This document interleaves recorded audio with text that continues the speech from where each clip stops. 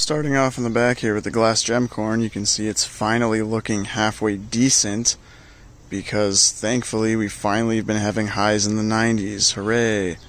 So for the past 2 days we've had a high of about 90 and lows in the 70s, and I mean clearly that's just a recipe for success. So yeah, not too shabby. Here's the green beans, sweltering in the heat as well. Finally getting some flowers on them actually. Here you can see some little beanie babies.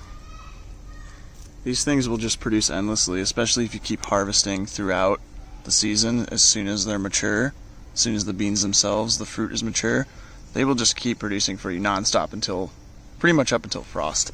So here's my third backyard sunflower plot that I've had to replant twice now. It's an American Giant that's it's not doing too well, but at this point in the season, what do you really expect?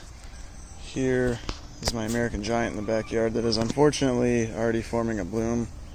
I really think I didn't dig big enough of a plot for it, and it's kind of already maxed out. It's also competing for space with this showy milkweed here, so you know, it wasn't too good of a spot. It was something I kind of did like last second while planting this year. But here is my gray stripe, which is doing much better. The American Giant I just showed you, as you can see, there's no sign of a head forming. You don't see any phyllaries being produced in there, just leaves, just a nice rosette. Leaves are getting pretty big. Leaf stems are getting sturdier. It's not magnificently huge, but it's a pretty nice looking sunflower. So we just got a spontaneous thunderstorm. So now you see me here at my patio beds. The bed here on the right side is, kind of on its way out for what I have planted in here. Other than the carrots, here you see the peas going dormant, kind of just dying off due to the heat. Probably just going to rip them out and plant them again for the fall.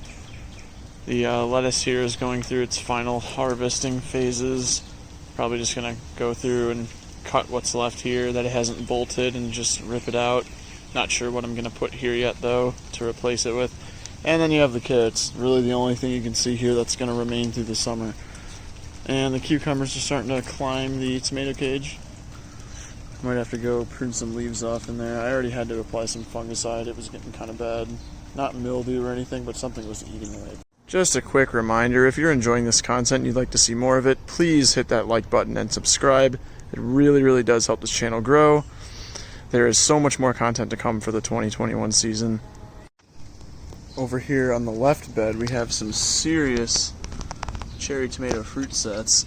It's hard for me to really capture the entirety, the span of these things, but they're crazy. I tried counting how many were on here. I think I got to like between 40 and 50 and kind of lost track of where I was at. Here's another large fruit set. I think there was about 60 or 70 on this one. Another one up the same plant. And then further, I actually topped 2 of these today, these cherry tomatoes.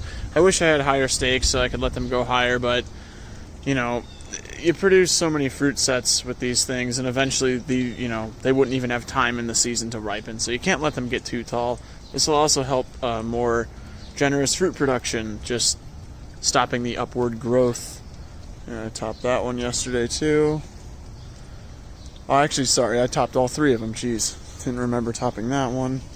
Here's the Cherokee Purple, whose height seems to be dwarfed for some reason, but it has some very nice tomato growth happening here. Stupid grass. Yeah, I just really try to make sure this plant has good airflow and doesn't sucker. It's growing very densely. Some of these leaves are just massive. I mean, look at this on this big boy. This isn't... Okay, so like, I would consider this an entire leaf. This is like one petal, if you will, of this leaf. It's huge.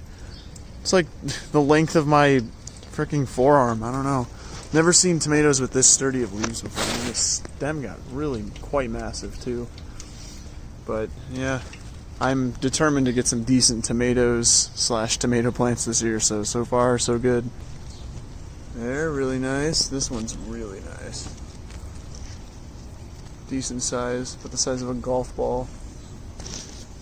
And here you have the mixed sunflower portion of this bed.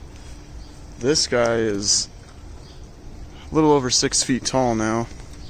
He's got his side satellite blooms already all coming in.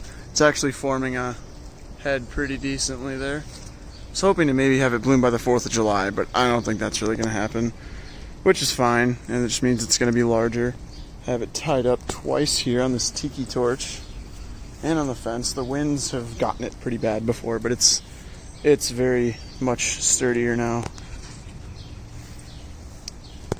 Let's see. I've had to pull quite a few due to the downy mildew that lingered, but I'd say with what's left, it's all pretty healthy. Especially now with the heat.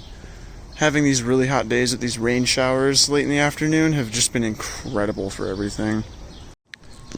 Quick little sidetrack here to these morning glories that I kind of forgot I planted. They're overtaking the trellis. They'll climb back down now and start bushing out more. Here you can see some flower development here. My camera will cooperate. There we go. Oh, we lost it. There we go. Here is a quick look at the wild, crazy array that I have planted along the back of my garage here. It goes something like, I think that's an Italian white. I know that's a chocolate cherry. Forget what that one's called. I think it was like Magic Roundabout or something, and then chocolate cherry, Italian white, and it's just this pattern that goes all the way down. They're doing it pretty well. For just getting a few hours of sun every morning and having like zero nutrients in this soil, they're doing alright. Well, looks like we have another storm coming in, so I have to make this quick. Here is my American Giant in my front yard plot. Yes, this replaced the Pikes Peak that actually got eaten by some worms. This thing is only about 3 weeks old, and it's about knee height. It's getting really close. Got leaves as big as my hand already. Very sturdy too, actually. It's really hard to see on camera though. So yeah, there's that guy. And here are my beautiful potted chocolate cherries that are doing very well. Some very aggressive foliage, very veiny, very deep burgundy color in the leaf stems too, and the veins. These things get just about as much, if not more, sun than that guy. So these should be very, very nice.